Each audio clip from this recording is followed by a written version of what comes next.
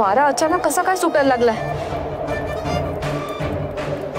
हा कुठल्या संकटाचा संकेत तर नसेल? नाही, काही वाईट घडायला नकोय,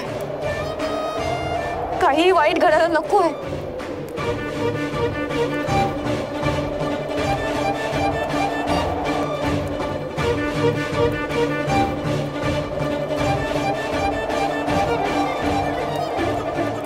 आई,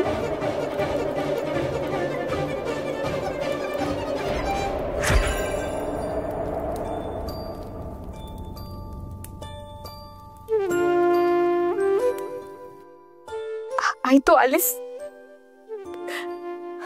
त्या चेटकोबाच्या तावडीतून तुझी सुटका झाली? हो बाळा, तुझ्यामुळे सुटले.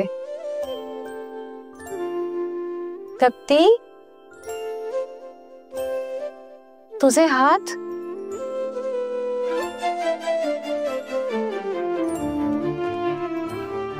नानांना वाचवताना इजा करून घेतलीस का?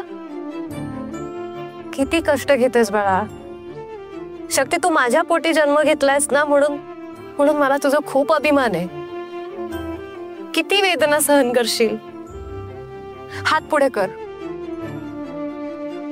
म्हंटल ना, हात पुढे कर.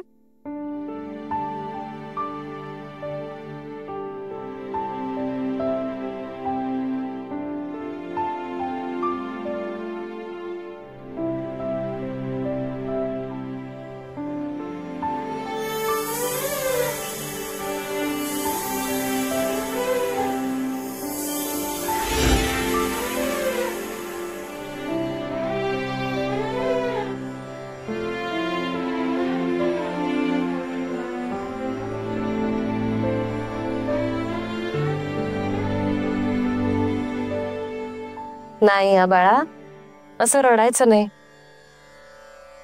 डोळे पुस बरं.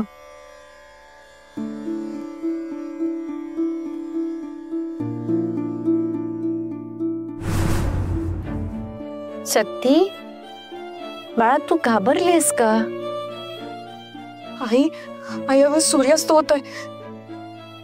शिवाला नानांना सूर्यास्तापर्यंत शोधायचं होतं. शिवाने नानांना शोधलं असेल ना, ते दोघं सुखरूप असतील ना, हा ते सगळं ठीक असेल ना? शक्ती शांत हो. नाना सुखरूप आहेत आणि शिवानेच नानांना वाचवलंय.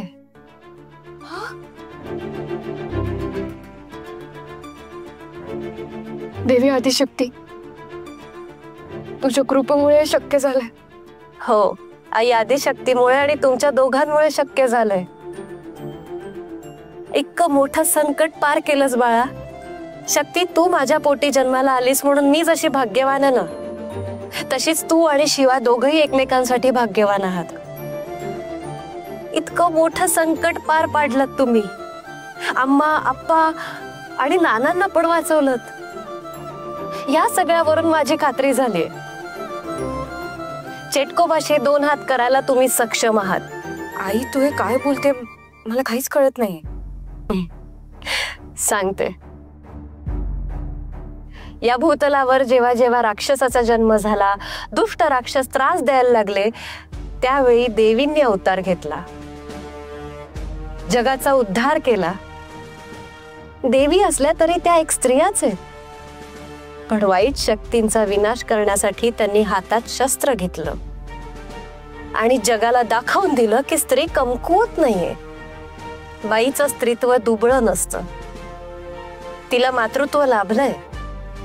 जर ती बाळाला जन्म देऊ शकते, तिच्या मऊसूत हातांनी बाळाला गोंजारू शकते, तर ती त्याच हाताने पदर खोचून अन्याला वाचा फोडू शकते.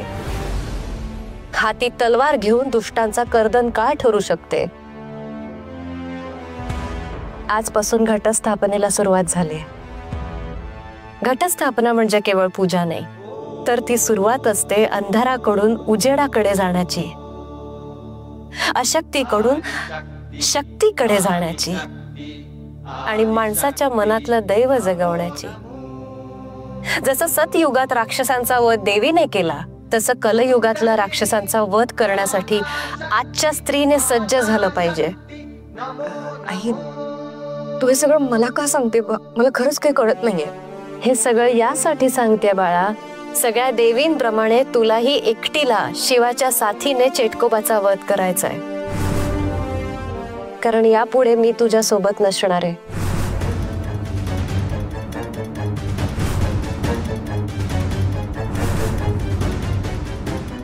म्हणजे माझा आत्मरूपी प्रवास संपत आलाय.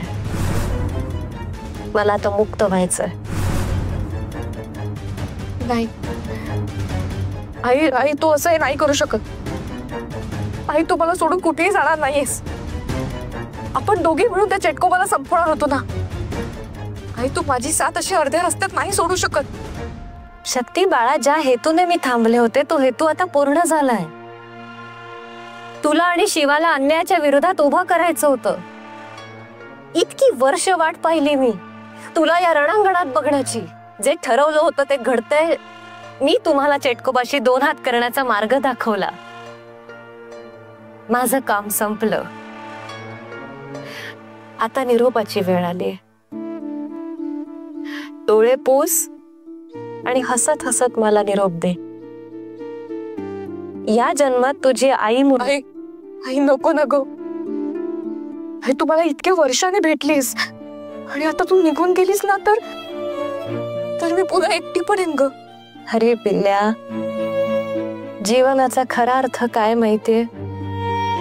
एकटेपण. पण तुला तुझ्या आयुष्यात शिवासारखा जोडीदार मिळाला, ज्याच्यात साक्षात महादेवाचा अंश आहे. त्याला जप, त्याच्या माणसांना जप. माझे आशीर्वाद कायम तुझ्या पाठीशी आहे. माझ्या सुखी कुटुंबाचं चित्र तू पूर्ण कर. सुखी राहा. आणि हे बघ, आता अर्ध्यातच साथ सोडली असली तरी पुढच्या जन्मी मी तुझ्याच पोटी जन्म घेणार आहे. मी आई आदिशक्तीला सांगणार आहे, माझ्या लेकीच्याच पोटी मला जन्माला घाल. मी हट्टच करणार आहे तिच्याकडे.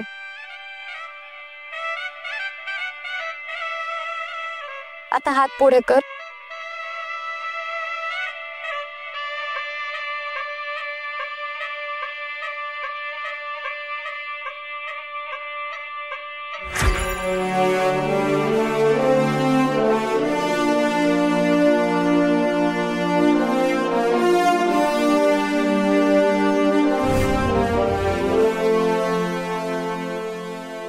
लवकर आण पाणी.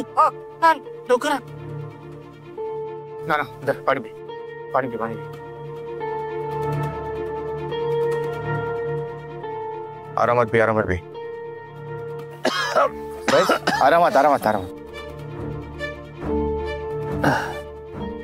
तू ठीक आहेस ना? हा, म्या ठीक आहे, पण म्या इथं कसं का आलो?